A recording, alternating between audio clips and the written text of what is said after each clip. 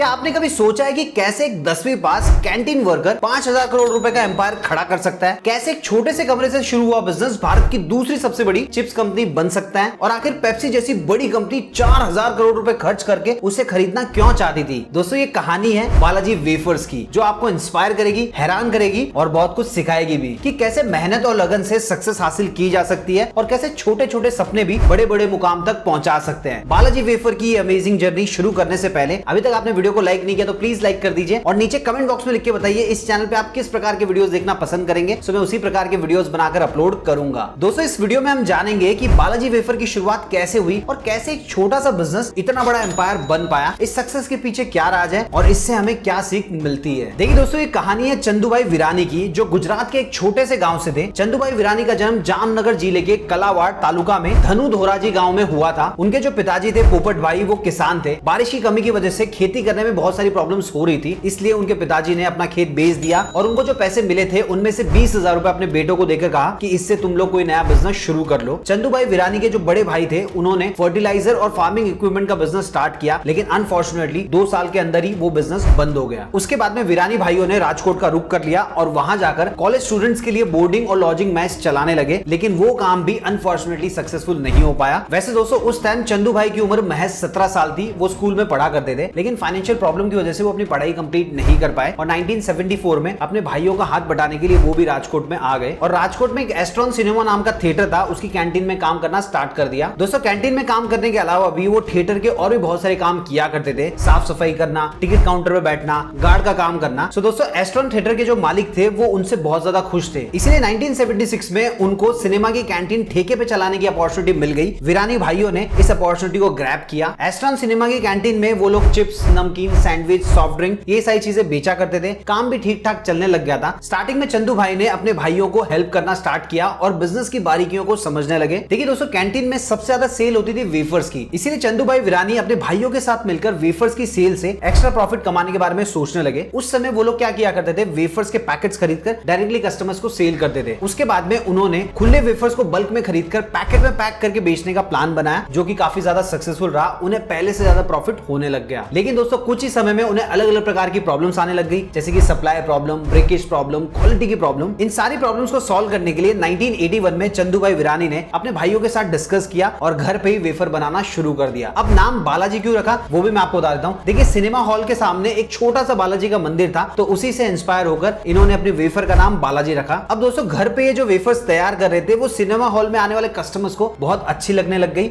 और देखते ही देखते चंदू भाई ने इस वेफर के बिजनेस को और एक्सपांड करने का प्लान बनाया। 1984 में चंदू भाई ने अपने वेफर्स को कैंटीन में बेचने के साथ साथ दुकानों में बेचना शुरू कर दिया। बालाजी वेफर को वो बाइक पे लोड करके शॉप्स के अंदर जाया करते थे और माल सप्लाई किया करते थे, लेकिन ये काम उतना भी आसान नहीं था जितना सुनने में लगता है। शॉपकीपर से पेमेंट लेने में उन्हें बहुत ज्यादा प्रॉब्लम फेस करनी पड़ती थी। कई बार तो पेमेंट मिलने में देरी होती थी और कई बार तो पेमेंट मिलता भी नहीं था, लेकिन वो अपना काम ईमानदारी से करते रहे और लगातार एक के बाद एक सक्सेस की सीढ़ियां चढ़ते रहे। दोस्तों, बालाजी वेफर्स क्रिस्पी और टेस्टी थी। इसके टेस्ट ने जल्दी कस्टमर्स के दिल में अपनी जगह बना ली। कस्टमर्स की डिमांड बढ़ने पे बालाजी वेफर्स की सप्लाई लेने वाले जो शॉपकीपर्स थे उनका नंबर भी लगातार बढ़ते गया। अब बाइक पर वेफर्स को सप्लाई करना नेक्स्ट टू इम्पॉसिबल हो रहा था, इसीलिए सबसे पहले रिक्शे को अरेंज किया गया और उसमें माल को लोड करके सप्लाई किया जाता था। उसके बाद में डिमांड और जब बढ़ने लग गई तो इन्होंने लोन लेकर एक टेम्पो लिया और उसमें डिमांड को फुलफिल करने लग गए। अब देखिए दोस्तों, डिमांड लगातार बढ़ती जा रही थी, इसलिए प्रोडक्शन को भी बढ़ाना था। लेकिन चिप्स बनाना इतना भी आसान नहीं होता है, क्योंकि बहुत सारे स्टेप से गुजरना पड़ता है। देखिए, सबसे पहले आलू खरीदना पड़ता है, उसको छीलना पड़ता है, धोना पड़ता है, काटना पड़ता है, फिर फ्राई करना पड़ता है और उसके बाद में उसकी पैकेजिंग भी करनी पड़ती है, जिसमें बहुत ज्यादा टाइम भी जाता है और मेहनत भी लगती है। सो अचानक से कोई डिसीजन लिया नहीं जा सकता था। सो इन सभी भाइयों ने सोच विचार करके मशीन्स में इन्वेस्ट करने का डिसीजन लिया। अब देखिए दोस्तों, मार्केट में उस टाइम पे 5 किलो कैपेसिटी आलू छीलने की मशीन अवेलेबल थी, लेकिन इन्होंने स्पेशल ऑर्डर देकर 10 से 20 किलो आलू छीलने की कैपेसिटी वाली मशीन बनवाई। साथ ही साथ में आलू काटने की मशीन के लिए भी स्पेशल यूनिट तैयार किया गया, जिसमें एक साथ 10 आलू काटे जा सकते थे। मशीन में इन्वेस्ट करने की वजह से प्रोडक्शन तो इंक्रीज हो गया, लेकिन प्रॉफिट में कोई खास अंतर आया नहीं। साथ ही साथ में कंसिस्टेंसी, क्वालिटी और हाइजीन मेंटेन करने की प्रॉब्लम भी फेस करनी पड़ गई। सो इन सारी प्रॉब्लम्स को सॉल्व करने के लिए 1989 में चंदू भाई ने एक बार फिर से लोन लिया और राजकोट में सेमी ऑटोमेटिक प्लांट सेटअप कर दिया। देखते देखते 1995 तक बालाजी वेफर्स एक प्राइवेट लिमिटेड कंपनी बन गई और गुजरात में एक fully automated manufacturing plant setup कर दिया। मेहनत और लगन से काम करते करते बालाजी वेफर 2014 तक गुजरात मार्केट की सबसे बड़ी कंपनी बन गई थी। जिसके बाद में कॉम्पिटिटर पेप्सिको, जो कुरकुरे, लेज, अंकल चिप्स, ये जो ब्रांड्स हैं, इनकी पेरेंट कंपनी कंपनी है, ये बालाजी वेफर को 4000 करोड़ रुपए का ऑफर करती है। उस वक्त उनका जो टोटल रेवेन्यू था वो 1000 करोड़ रुपए के आसपास था, मतलब उनको अपने रेवेन्यू का 4 टाइम्स मिल रहा था। अब देखिए बालाजी वेफर्स को चंदू भाई और तेजी से बढ़ाना चाहते थे, इसलिए पार्टनरशिप में काम करने के लिए तैयार हो गए। वो पेप्सिको से कॉर्पोरेट पॉलिसीज और कॉर्पोरेट गवर्नेंस सीखना चाहते थे। इसके लिए वो अपनी कंपनी का 5 से 10% शेयर डाइल्यूट करने के लिए रेडी थे, बट पेप्सिको पूरी कंपनी खरीदना चाहती थी, जिसके लिए चंदू भाई बिल्कुल भी रेडी नहीं थे, इसलिए डील नहीं हो पाई। उसके कुछ टाइम बाद लेज ने बालाजी वेफर्स के ऊपर केस कर दिया और उनका क्लेम यह था कि बालाजी ने उनके डिजाइन को कॉपी किया है, लेकिन चंदू भाई पीछे नहीं हटे और उन्होंने आर्ग्यू किया कि लेज उन पर इसलिए केस कर रही है क्योंकि वो एक्सेप्शनल रेट से आगे बढ़ रहे हैं। हाई कोर्ट ने लेज के फेवर में फैसला सुनाया, बालाजी को अपने चिप्स बेचने के लिए अपना डिजाइन बदलना पड़ा। लेकिन दोस्तों इसने चंदू भाई और उनकी टीम को रोका नहीं। 2018 में उन्होंने अपनी पूरी पैकेजिंग को नया लुक दिया। लुक चेंज करने की वजह से कई सारे लोगों को लगने लगा कि ब्रांड को नुकसान पहुंचेगा, लेकिन चंदू भाई को अपने प्रोडक्ट पर भरोसा था, क्योंकि उन्हें पता था कि लोग पैकेज की उतनी परवाह नहीं करते जितनी नाम की परवाह करते हैं, और वाकई में यही सही निकला। लेस का मार्केट शेयर लगातार डिक्रीज होता गया और बालाजी वेफर्स हर साल 20 से 25% की रेट से लगातार बढ़ता गया। कंपनी ने फाइनेंशियल ईयर 2022 के अंदर 4000 करोड़ का रेवेन्यू जनरेट किया और फाइनेंशियल ईयर 2023 में 5000 करोड़ का रेवेन्यू जनरेट किया था। मिठाई और नमकीन टाइम्स ने तो बालाजी वेफर्स को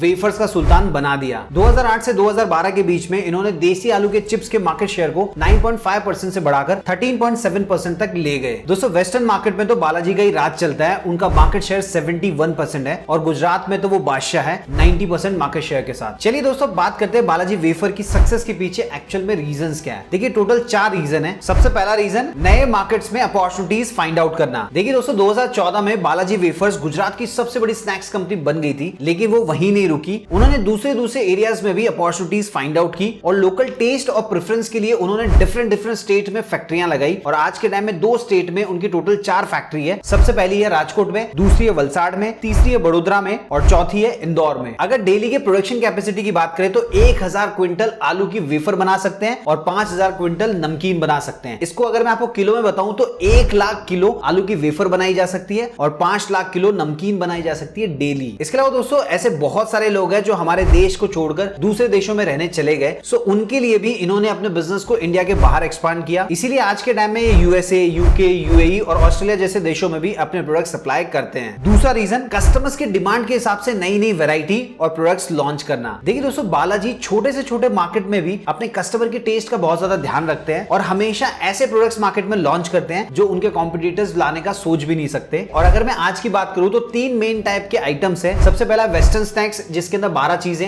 नमकीन में 23 चीजें, वेफर्स में 12 चीजें। इसके अलावा बालाजी वेफर हर जगह के टेस्ट के हिसाब से भी फ्लेवर्स लॉन्च करते हैं। फॉर एग्जांपल महाराष्ट्र में वो चाट मसाला स्नैक्स बेचते हैं और राजस्थान में ज्यादा तीखा स्नैक्स चलता है तो वो सेल किया जाता है। अभी हाल फिलहाल में बालाजी के पास 50 से भी ज्यादा फ्लेवर्स हैं। इसके अलावा दोस्तों जो लोग हेल्थ कॉन्शियस है उनके लिए भी इन्होंने बेक्ड वेफर और रोस्टेड नमकीन शुरू की है। साथ ही अब ये नूडल्स मार्केट में भी आ चुके हैं और इनका ब्रांड नेम है गिप्पी। तीसरा, मशीन्स के पोटेंशियल और उसके पावर को समझते हैं। देखिए शुरुआत में चंदू भाई के यहाँ पे सारा काम मैनुअली होता था, जैसे कि फ्राई करना, पैक करना, लेकिन इन्होंने देखा जो मशीन होती है वो इंसान की तुलना में ज्यादा देर तक काम कर सकती है और बेटर क्वालिटी भी दे सकती है। इसीलिए इन्होंने एक्सपेंसिव मशीन्स में इन्वेस्ट किया और क्वालिटी को मेंटेन करने की कोशिश करने लगे और आज वो दुनिया की बेस्ट मशीन्स यूज करते हैं, जिससे कम समय में ज्यादा प्रोडक्ट्स बनाना और कॉस्ट कटिंग करना भी उनके लिए आसान हो गया है। चौथा रीजन, हमेशा कस्टमर के बारे में सोचना। देखिए दोस्तों हर बिजनेस में कस्टमर किंग होता है, इसीलिए कस्टमर्स को खुश रखने के लिए इन्होंने दूसरी कंपनियों की तुलना में कम प्राइस में ज्यादा क्वांटिटी देना शुरू किया और साथ ही साथ में क्वालिटी को भी मेंटेन किया। देखिए दोस्तों इनका मानना है कि अगर वो अच्छा प्रोडक्ट कॉम्पिटिटिव प्राइस में देंगे तो कस्टमर इन्हें ही चूज करेंगे, लेकिन उसके लिए सेम टेस्ट भी बरकरार रखना पड़ता है, जो कि पॉसिबल हो पाता है स्टैंडर्डाइज प्रोसेस की वजह से। वैसे दोस्तों बालाजी वेफर के जो डायरेक्टर है श्याम विरानी, उनका कहना यह है कि हम जैसी क्वालिटी, क्वांटिटी और प्राइस और कोई दूसरी कंपनी नहीं दे सकती। दोस्तों बालाजी वेफर की इस कहानी से स्टार्टअप और बिजनेस करने वाले बहुत कुछ सीख सकते हैं, जैसे कि सबसे पहला, यूनिक प्रोडक्ट मार्केट में लॉन्च करके धमाका कर देना। देखिए दोस्तों जो लोग भी बिजनेस कर रहे हैं उनको हमेशा एक चीज याद रखनी चाहिए कि कस्टमर की पसंद और जरूरतें हमेशा बदलती रहती है, तो उनको भी अपने प्रोडक्ट को हमेशा अपडेटेड रखना चाहिए और कंपटीशन से 2 कदम आगे ही रखना चाहिए और हमेशा मार्केट में कुछ ऐसे प्रोडक्ट लाने चाहिए जो आपके कॉम्पिटिटर्स के पास अवेलेबल ना हो, ताकि कस्टमर सबसे पहले हमारे पास आए। दूसरा, सही लोगों के साथ मिलकर काम करने से ग्रोथ बहुत जल्दी अचीव की जा सकती है। देखिए दोस्तों अगर कोई इंसान सोचे कि सारा काम मैं अकेला ही करूंगा और मैं अकेला ही ग्रो होना चाहता हूं, तो ये तो नेक्स्ट टू इम्पॉसिबल होता है। सो अगर वो सही इंसान के साथ मिलकर काम करे तो उसकी भी ग्रोथ हो सकती है और जिसके साथ वो काम कर रहा है उसकी भी ग्रोथ हो सकती है। अगर चंदू भाई ने सोचा होता कि सारे पैसे मैं खुद ही कमाऊंगा तो आज वो इस लेवल पे नहीं होते, और जो लोग उनके साथ मिलकर काम कर रहे हैं और अच्छा पैसा कमा रहे हैं वो लोग भी उतने पैसे नहीं कमा पाते। तीसरा,